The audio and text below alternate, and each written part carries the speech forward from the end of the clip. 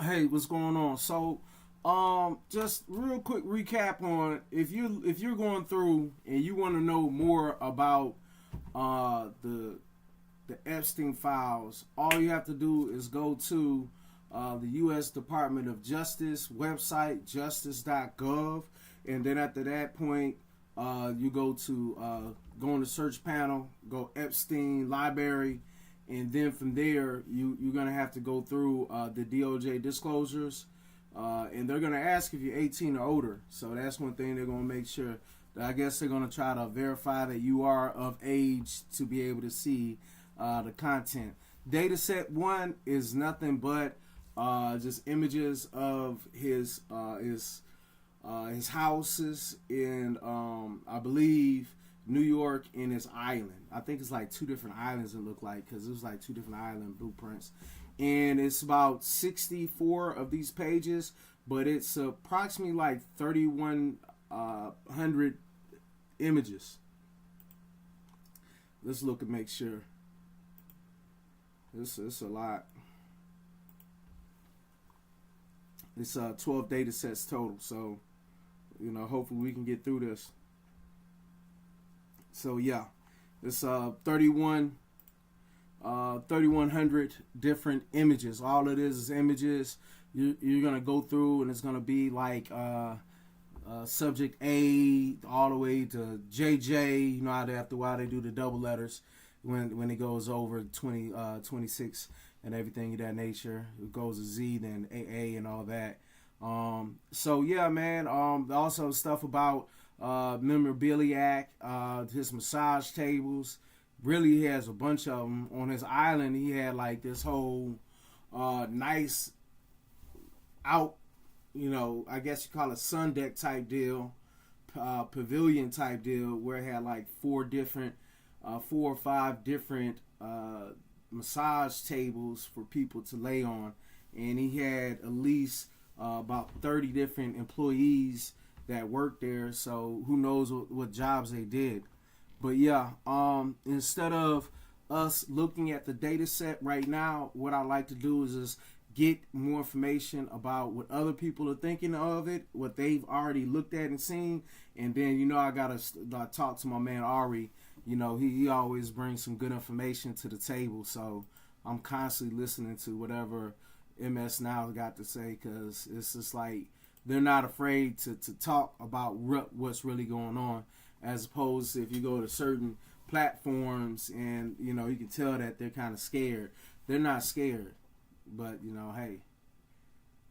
The Epstein Files Volume 1 dropped, and they are far more horrifying than I would have imagined. Let us be very clear. All of this is alleged. Oftentimes, it's just an email or it is a witness who has come forward that has not gone through the court of law. Many of the things that are inevitably going to be in the documents simply are not true. We certainly do not have any special insider information. The U.S. Department of Justice released over 3 million pages of documents along with 2,000 videos, 180,000 images. You've got high profile mentions. Obviously, people like Donald Trump are mentioned. He was mentioned, I think, thousands of times. Bill Clinton, Elon Musk, Bill Gates, Prince Andrew, who was mentioned hundreds of times. People involved all the way up in finance and world leaders. Like, you've got people stepping down in other countries because of their ties. It is pretty wild. Much of it ties back to Epstein's post-2008 Florida conviction, but many are not necessarily new allegations. It's just that they detail associations or the unverified tips that people have about things that Epstein was doing or people that he might be involved with. And I have a feeling that all of this is going to be one big rat's nest of information warfare. Now, files suggest Epstein may have trafficked girls, obviously to other people. I can't believe even for a moment people were just saying it was all to Epstein. Such an absurd claim. And that starts raising questions about past official denials for evidence. No new criminal charges charges have stemmed from the release of the February 2nd documents. The files are publicly available on the DOJ's website, so you guys can go see this stuff for yourself, which we have done here. It is not, I will say, not a pleasant experience. The DOJ has emphasized, as I have here, that some tips are going to end up being proven untrue or purely sensationalist, so we have to be careful. But boy, oh boy, they are worse than I expected. And maybe because I just never went in my mind to anything that was actually specific. But when you start hearing the specific claims, it is mortifying. Somebody said in the chat, like, how many of the victims are even still alive to come forward? That's something we haven't talked about. The allegations that some people are buried in the back of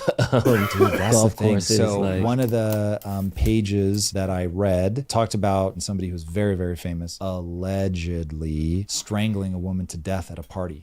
Yeah. And then, of course, you flash back to all of human history and you realize humans are cruel and they will kill people in the most horrifying fashion. Some moms want to build income from home. They just don't want to post, pitch, or be online all the time. That's exactly why Amazon Zero. This week has been an absolutely wild week for not just the country, but for... Yeah, so again, I already said, I told you, if you want to go check out these, I'm doing it, piece by piece, and I ain't trying to burn myself out. So I'm not going to go through all of it at once, but I'm going to go through it piece by piece whenever. And that's the reason I say midnight is when I plan on doing it, because that's the time when everything else is done, and after that, I can't go to sleep anyway. I got insomnia. I'll be going to sleep at like 3, 4 a.m., waking up at like 7, 8 sometimes, trying to figure it out. But, so let's go ahead and listen to some more. But yeah, man, I recommend, especially once I kind of tie down to get to the other data sets, I'll let you know more information. But until then, you got to get through it. The entire world. After the DOJ released millions of new documents last week, people are still finding things in this release that are raising questions about what exactly was happening in Epstein's inner circle. And I mean, just for an example, this FBI document that talks about an alleged complaint regarding 2 foreign girls allegedly buried on Zorro Ranch that died from alleged strangulation from rough fetish and the supposed videos that came along with it. I'll get into that later. But right now, Polish authorities are digging into the possibility that Jeffrey Epstein was a Russian spy. On Tuesday of this week, during a government meeting, Prime Minister of Poland, Donald Tusk, reportedly said more and more leads, more and more information, and more commentary in the global press all relate to the suspicion that this unprecedented pedophilia scandal was co-organized by Russian intelligence services. This can only mean that they also possess compromising materials against many leaders still active today. Now, what I also want to bring up, according to the New York Post, Putin's name came up nearly 1,000 times in the batch of Epstein files that were released, and there are almost 10,000 references to Moscow. The Kremlin has since denied that they had any ties to Epstein. I want to show you something regarding the Epstein files and Trump. Take a look at this clip of Trump getting questioned about the Epstein files, and I want you to notice how he reacts. Yeah, what do you want? On the Epstein files, you talked about Democrats who were in there. Elon Musk was also in there, and so was your Commerce Secretary Howard Lutnick and correspondence that he had with him. Did you read those new files that were published by the Department of Justice? I didn't. I have a lot of things I'm doing, a lot of things I'm doing. I don't know. You mentioned 2 names. I'm sure they're fine. Otherwise, it would have been major headlines. A lot of women who are survivors of Epstein's are unhappy with those redactions that came out. Some of them, entire witness interviews are totally blacked out. Do you think that they should be more transparent? With the fact that they thought they released too much. I heard that, and you tell me something else. No, I think it's really time for the country to get onto something else. Really, now that nothing came out about me, other than it was a conspiracy against me, literally, by Epstein and other people. But I think it's time. C-A-P.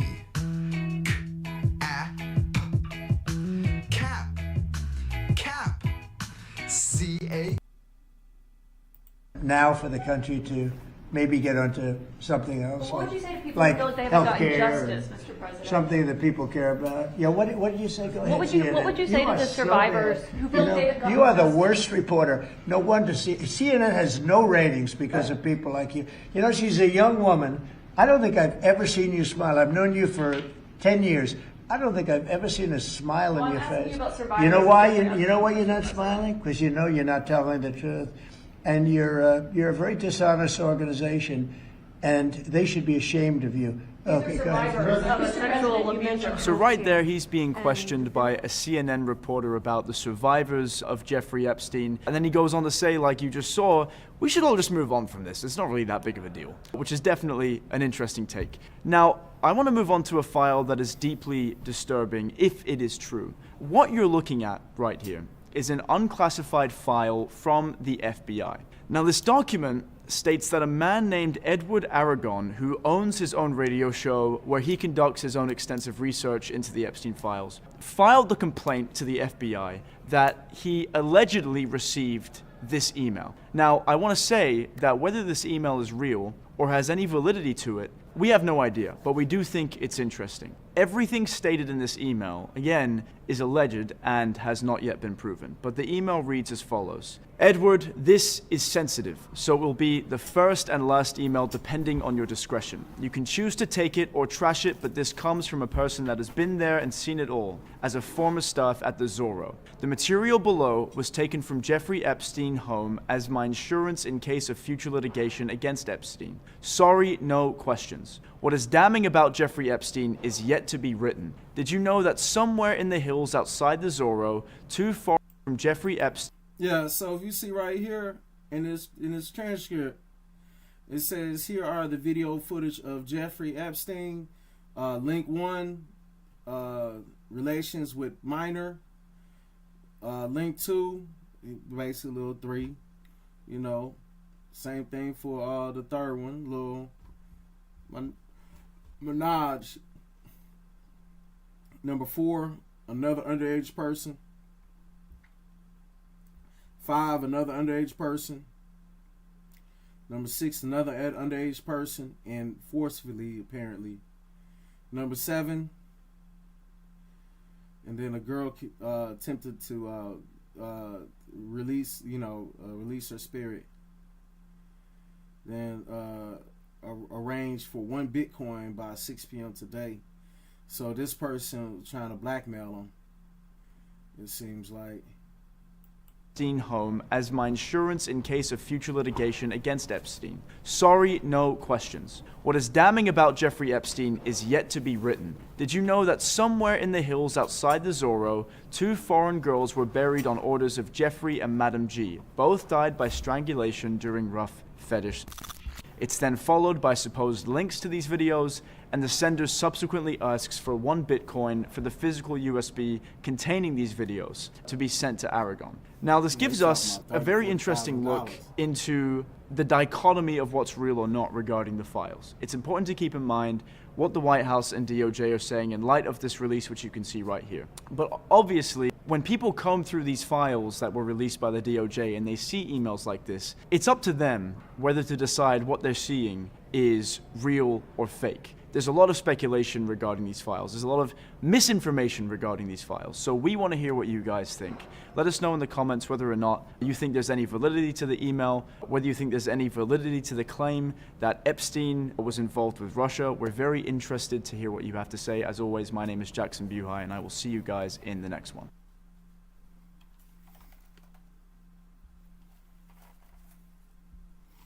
I mean, shoot, you gotta think about it. When you think about Trump, he loved, he really loved Putin. They've always been kind of cozying up to Putin this whole time he's been in. So my mental mind, I don't see why it would be lie. At the same time, I wouldn't just write off and just say that it's the truth. But I mean, I'm more leaning towards it being real than fake. I'm just saying. Yeah, man, my man Ari, he always be putting a spotlight on it. Another person be putting a spotlight on is Lawrence. Joy Good too, that's my girl right there. That's neither here nor there. She don't know it yet, but moving on. But yeah, Lawrence, when it come down to it, man, that Ari, let's go ahead and listen to what he's going to talk We're tracking new footage tonight of this image here. We are seeing something you don't usually see, the convicted Epstein associate, Ghislaine Maxwell, in another way that we have seen the law working late, delayed, slowly, as I've told you in our special reports, and yet ultimately working. Now, what we're seeing is Epstein being discussed from a 2016 deposition. As far as I'm aware, a professional masseuse showed up for a massage. There is nothing inappropriate or incorrect about that. And your mischaracterization of it, I think, is unfortunate. How many teenagers did he have that were professional masseuses that worked in his home? Check the Foreman Foundation. How many? First of all, I'm not aware of teenagers who worked in his home. At that time, she was defending him. The DOJ had this material, and we have reported on how the new files show not only how Epstein built his web, but how often he was able to corrupt elite power centers, sometimes in both parties, to evade the long arm of the law. Drawing on the new files and new evidence we've only just gotten in the last few days, let's look deeper at the timeline.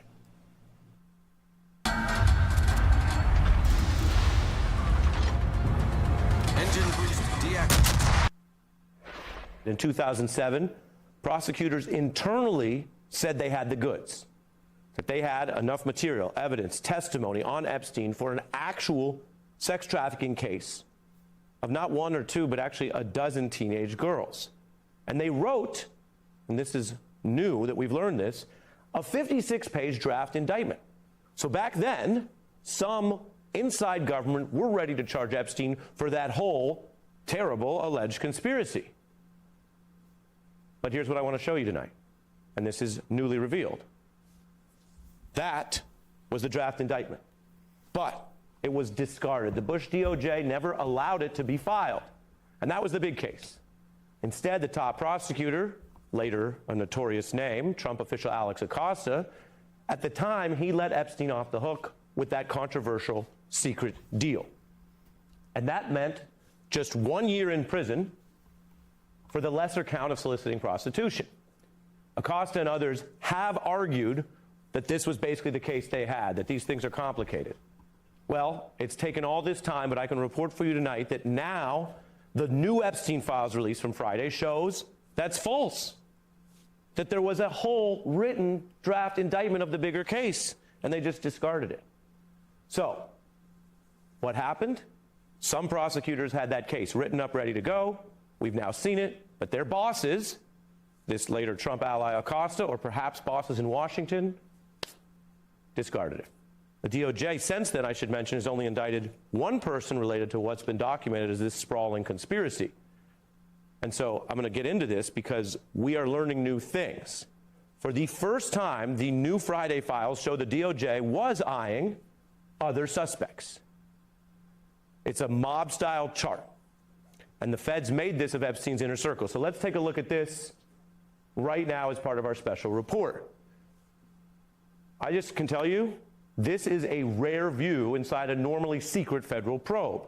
You almost never see this type of thing before, during, or after a case, and the federal laws protect that. What's different here, of course, is Congress changed the laws for this particular mess of Epstein and the secrecy. So we have questions stoked here about why the feds, under first Trump and then the Biden DOJ, did not apparently pursue and indict most of these men, or the others who knew or partook in what the government also calls a broad sex trafficking ring. Which is it? A giant sex trafficking ring with someone at the center and other men involved in crimes, knowing and otherwise? Or not? And if it's not, then what were the feds doing with their chart and their leads? What are the feds doing? Who has gotten off the hook? And how is this pressure building in ways that have completely come out of control of elite institutions? We've seen people ousted, sidelined, even fired just in the last week. We're joined by Gretchen Carlson, a veteran journalist, advocate, and expert on these issues, co-founder of Lift Our Voices. Welcome back. Hey, great to see you, Ari. Great to have you. I showed some of the reporting we've done, and to let audiences in on how it works. If you get 30 documents, you go through them. You get 100 documents, you might lean more on a print outlet's coverage and you go through them. When you get 3 million documents, everything then becomes this deluge. And I'll put our timeline back up. This was new reporting we've done, but also leaning on the documents and other materials where I showed before the break that draft sex trafficking indictment is newly detailed, although there were reports about how much they backed off then. These new emails from Trump officials like Lutnick and Musk are revealed as of Friday, and we go on through that timeline. I wonder what you think about this overdue reckoning as people learn what's really in the files. Yeah, I think two things. I think that this was pre-Me Too. And so I think that it was easy to pass this off, much more so than it would be post-Me Too to be able to get away with that. So that's my first thought. My second thought is that this is affecting both sides of the aisle. And so there was a reason to try to quash it no matter who was the president at the particular time. It's such an important point you raise that while we don't need to only sift it politically, we are in a two-party system where the DOJ and these powerful forces are usually under one of the parties. And to your point, Epstein cultivated both parties. He had a top Obama-Biden era lawyer, Kathy Rumler, which we reported on. He had outreach to others. Alan Dershowitz is a complex figure, but he did spend many decades sort of on the center left of law, of course, later representing Trump. And so, again, to your point, when you look back at what he was doing 20 years ago, it was cultivating those figures as well as Ken Starr, Alex Acosta, and these others. As someone who's been at the intersection of law and journalism, does it bum you out? Is it depressing that that it worked for so long? And what does that teach us about fixing it now? It teaches us that power rules and sex rules. I mean, unfortunately, when I read through these documents now as well, it's completely disheartening to know that sex has always ruled, right? I mean, it doesn't matter what political party you're in. When somebody wants to treat you poorly, they don't ask you, are you a Republican, an independent, or a Democrat? I mean, we're finding that out when we look at this. And I think that, honestly, the Me Too movement has changed all of this, because this would never have happened post-2016. He would not have gotten that sweetheart deal back in 2008. And no administration, well, I shouldn't say that, maybe some administrations, but for the most part, most administrations would not allow this to be covered up. I think one of the most important things, though, that we should be talking about tonight is that members of this House committee are going to get a chance to go in and see these unredacted files next week. And so much of the criticism since they started releasing this on a Friday a week ago was that they redacted a lot of names of these powerful potential men. Well, now you're going to have members of Congress who are going to be able to go in there and they're going to be able to see this. And they're going to be able to come out and say what they saw. And they're also going to be having potentially public hearings. So I don't think this story is over, Ari.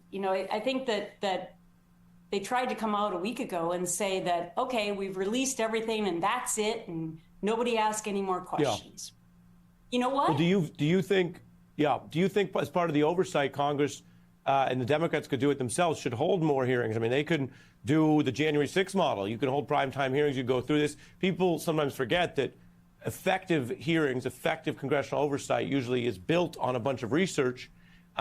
This was a research bonanza. It took years, it was overdue. But now there's more material than you normally have for any hearing. Yeah, well, the people that you show in your timeline, Congress has said that they're going to subpoena them for these hearings. Mm-hmm.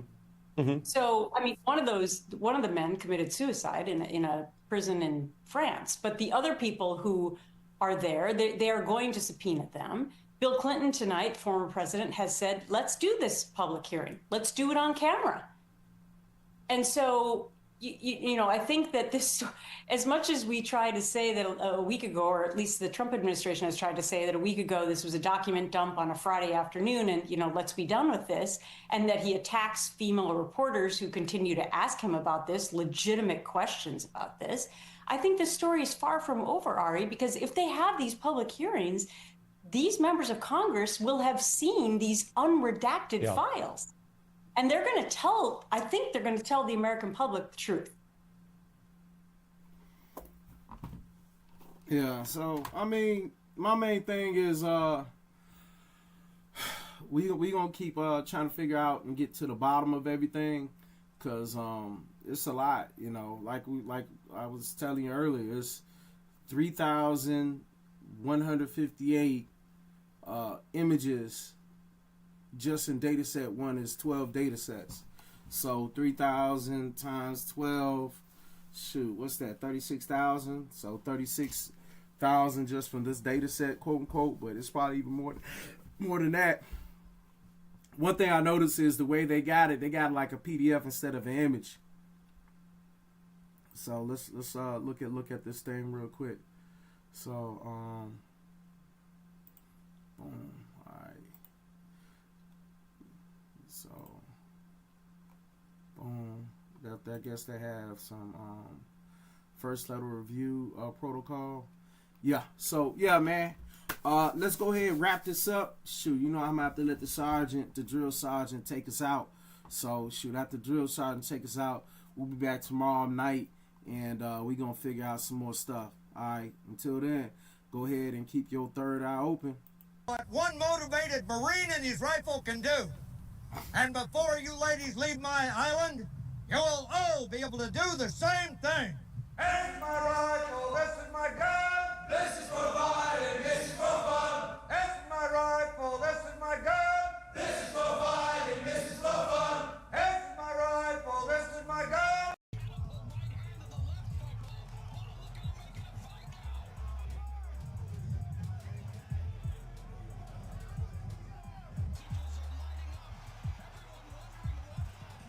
What you just said is one of the most insanely idiotic things I have ever heard.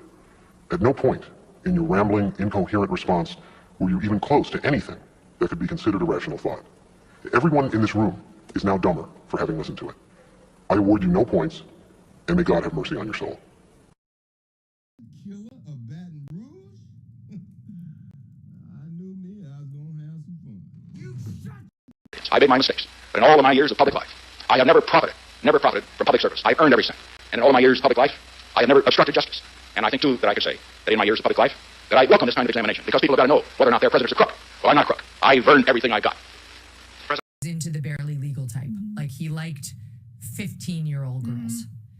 And I realize this is disgusting. I'm definitely not trying to make an excuse for this. I'm just giving you facts.